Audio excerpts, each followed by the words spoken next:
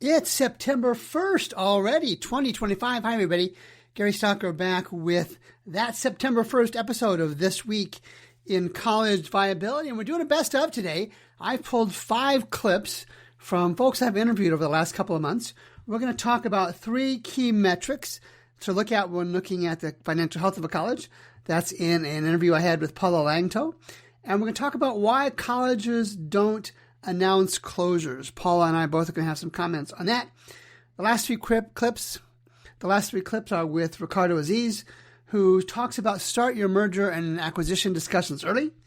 He talks about how higher education is in the consolidation era. And he says, hey, it's the one-on-one approach to negotiate mergers that's the one that works the best. So stay tuned for the best of episode of This Week in College Viability.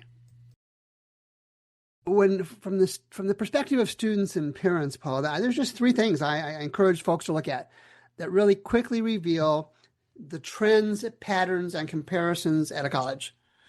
And those 3 things are enrollment. And again, the apps that you mentioned, thanks for mentioning those. The College Viability app for students and families tracks the last 8 years of enrollment trends.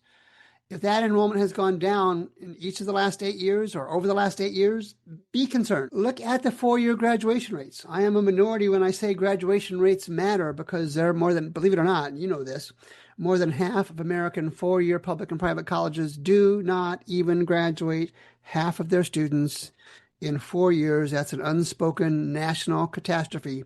You want to look for colleges that have the capacity, the historical capacity, to graduate at least, and that's being nice, at least 50% of their students in 4 years. And even sadly, I track 6-year graduation rates, and there are too many colleges that don't even graduate half their students after 6 years in college. And finally, something called an endowment, simplifying it as kind of a savings account.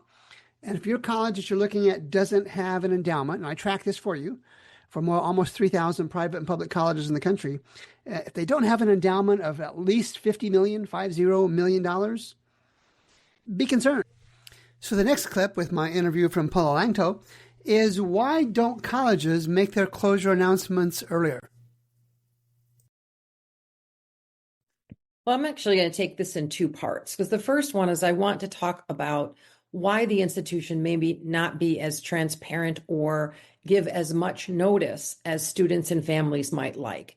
And one of the reasons for that is that, human nature, people tend to react without thinking about if it's in their best interest. And as a result of that, sometimes accrediting organizations say, don't announce until you have all of the teach outs lined up, until you have all of the communications ready for the student, until you can explain to them what's going to happen next. Because if you think about it, if an institution announced, we're going to be closing, in 6 months, for example, as a student, you're going to say, what does this mean to me? Where can I go? What kind of help am I going to get? And you want all those answers right now.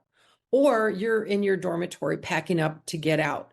Yeah. And what we don't want is for someone to leave to their own, to their own harm. Because when they leave, then they don't find out about the teach outs. They don't get the opportunity to make sure they get all of their credits and transfers. They get these guarantees that the teach outs can provide. So we are actually required to have all of that lined up by our accreditors before we announce so that students don't panic and actually do harm to themselves in terms of, their next steps. In the next clip, Ricardo Azziz talks about start those merger and acquisition discussions early. Doesn't mean you have to commit to it, but it's better to start sooner rather than later. And remember, exploration doesn't mean you have to merge, but you should, boards and executive teams should begin to look at mergers as a tactic that is not of last resort, but is a tactic that actually will be mandated by the marketplace, mandated by the economic realities of what we're facing sometime in the future. And we might as well start early. Start early because we might find that ideal partner. Start early because we don't have to rush and make a deal that we didn't want to do. Start early because we have better negotiating positions. Start early because in the end we may decide that's not for us. But that's okay. At least we studied it well and understood what's needed. Lots of boards, lots of executive teams absolutely refuse to do that. They wait to the last minute. Then they're scrambling trying to find a partner. They're not good candidates themselves, right? They don't have any assets. They don't have a name, et cetera, et cetera. And then nobody wants them, and they close. We are in the higher education consolidation era. Listen as Ricardo Azziz explains why.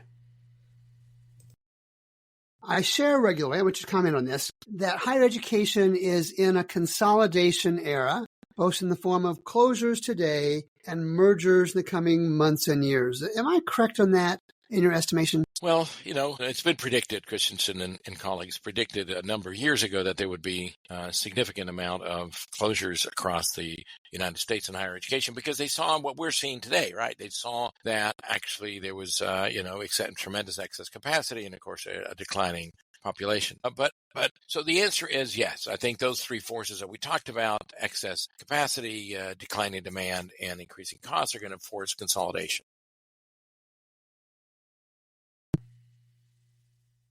The final clip today is Dr. Ricardo Azziz talking about why the best approach to negotiating mergers is one-on-one.